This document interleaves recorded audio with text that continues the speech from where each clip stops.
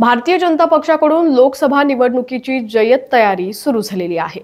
सोलापूर मतदारसंघातील उमेदवारांसंदर्भात पक्षाचे निरीक्षक पाठवून भाजपने चाचपणी सुरू केली। त्यामध्ये भाजपच्या बहुतांश पदाधिकाऱ्यांनी माजी खासदार अमर साबळे, आमदार राम सातपुते आणि उपजिल्हाधिकारी भारत वाघमारे यांचं नाव सुचवलेलं आहे। नमस्कार, मी प्रणया। आपण पाहताय HPN मराठी न्यूज।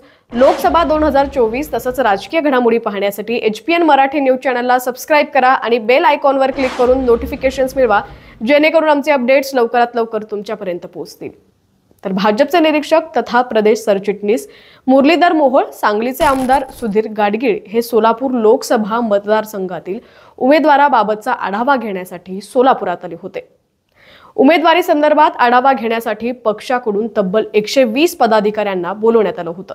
मोहोळ आणि गाडगीळ यांनी मतदारसंघनिहाय लोकसभा उमेदवारीबाबत पदाधिकाऱ्यांची मतं जाणून घेतली।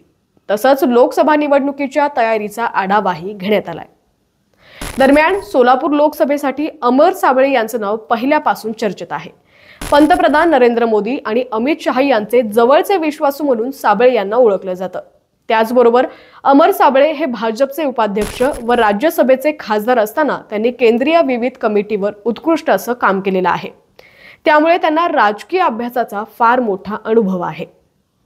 दुसरीकडे काँग्रेसच्या प्रणिती शिंदे यांनी मात्र लोकसभा निवडणूक लढण्यावर शिक्कामोर्तब केला असून तशी मोर्चे बांधणी देखील पक्षात सुरू केली आहे।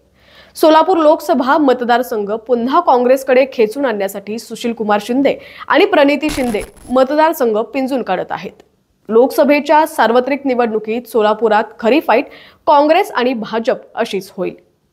सोलापूर लोकसभा मतदारसंघ विद्यमान भाजप खासदारांवर संघातील मतदारांची नाराजी आहे।